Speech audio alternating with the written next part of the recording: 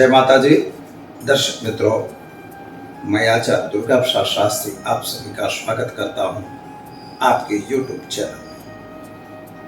आज हम special programme में बताएंगे चंद्रघंटा माता का महत्व, किस तरह से आप उसकी उपासना करेंगे और कैसे अपनी मनोकामनाओं को पूर्ण कर सकेंगे।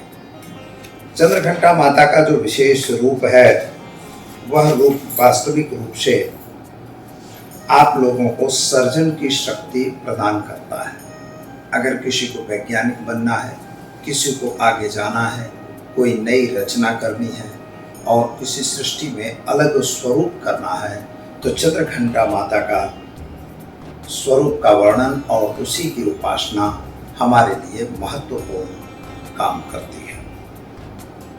आपके शरीर के अंदर रहे हुए सारे विकारों को दूर करती है और एक नई ऊर्जा आपको देती है।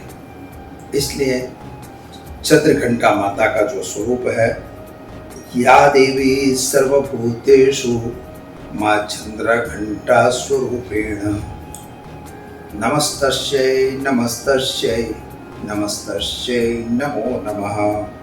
चंद्रघंटा माता जो है वह मणिपुर चक्र में निवास करती है।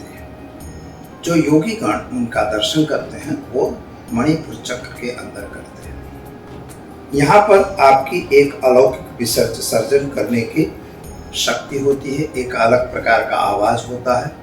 चंद्रघंटा उनका नाम है, उसी प्रकार से उनके मस्तक पर एक घंटार्णव होता है, एक घंटा बना हुआ होता है। चंद्रमा भी होता है, चंद्रमा उल्टे आकार का होता है और ऐसा घंटा का आकार का चंद्रमा वहाँ पर रहता है, जिनका रंग जो है स्वर्ण कलर का होता है, यानी सोने जैसा रंग होता है।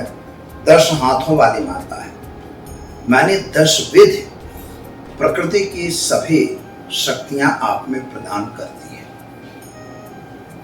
खड़ग, त्रिशूल, पाश, इस तरह से वह सामान्य रूप से सिंह पर सवार ऐसी माता होती है।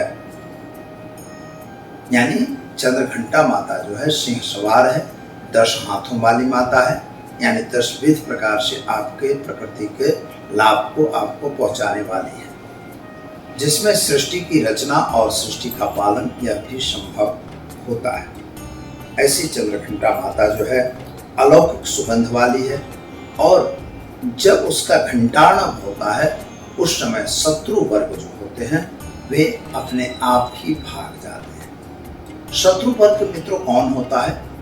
तो जैसे आप समझ लीजिए कि मद, मोह, लोभ, मद, मत्सर ये हमारे शत्रु हैं। 6 शत्रु कहे गए हैं शास्त्रों के हिसाब से। ये 6 शत्रु भर जाते हैं। मद का मतलब अहंकार है, मत्सर है, आपको एक ईर्ष्या द्वेष है। ये हमारे अंदर से मतलब आप अपने आप के अंदर से कैसे हो जाते हैं? बिल्कुल विशुद्ध हो जाते हैं। जब आप विशुद्ध होते हैं तब माता आपको सर्जन की शक्ति प्रदान करती है। अगर आपके अंदर क्लेश होगा, विकार होगा, अहंकार होगा, अगर किसी गलत काम को करने की उद्धतता होगी, अपने आप में एक अलग प्रकार की प्रकृति का निर्माण होगा कि मैं ही सब कुछ हूँ, जब आप ऐसा समझ लेंगे तो समझ लीजिए कि सृष्टि में आप कोई रचना नहीं कर सकते। जब आपका मन विशुद्ध होगा, अपने सम्मान बड़ेरों का सम्मान होगा, आपके अपने आप में अगर सामान्यता होगी तभी आप कुछ कर सकते हैं। तो चंद्रघंटा माता जो है वह हमारे जगत में मणिपुर चक्र में निहित होती है।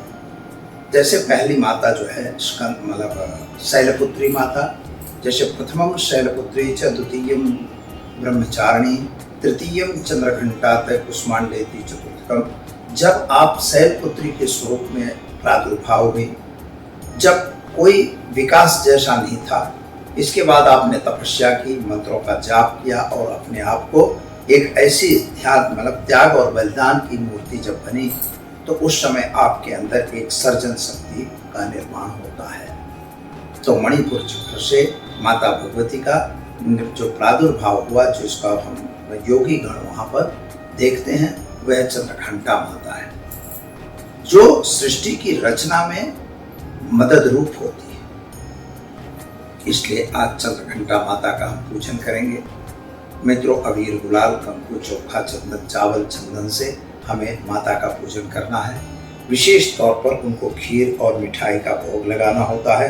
और इसके अतिरिक्त आपको अगर माता की इच्छाएं के हिसाब से काम करना है तो सफ़ेद मिठाई या तो टोकरे की मिठाई जिसको कहते हैं वह आप भोग माता को लगा सकते हैं। पीली मिठाई, मावे की मिठाई खास लगाना चाहिए। और छुहारा आता है, बादाम आती है, उसका भोग भी आप माता को लगा सकते हैं। आरती करना ये तो सामान्य है। आरती के बाद माता का क्षमा याचना करना और उनको पुष्पहार वगैरह पहनाना, ये तो सिंपल है। यानी पूजा जो है रोज की ही पूजा होती है। और एक चौकी पे आप 9 सुपारी रखेंगे, पीले पुष्पों से 9 सुपारियों का, जैसे हमने पहले भी बताया है। एक पीले कलर का कपड़ा बिछाइए, उस पे चावल की 9 ढकलियाँ हल्दी वाले चावल से कीजिए। 9 सुपारी, 9 सिक्का रखिए। 9 पुष्पों की पूजा, 9 पुष्पों से पूजा कीजिए।